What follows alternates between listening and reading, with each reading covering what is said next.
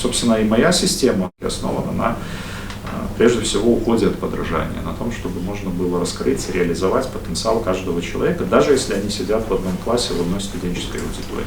Это технологии, это методы, это критерии оценивания, это содержание образования, это очень важно на самом деле, потому что время, когда мы садимся все в один школьный автобус и нас развозят по предметам, да, оно как бы может быть, и я не отрицаю, иногда это очень эффективно, но иногда нам нужно, последние события диктуют, что все чаще нужно самим садиться в машину и ехать по своему маршруту, не минуя этих остановок, но быть самими водителями. Вот принципиально важный вопрос.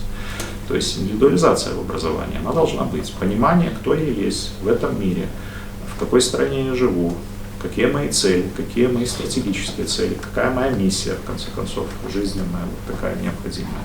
Вот это все, оно как бы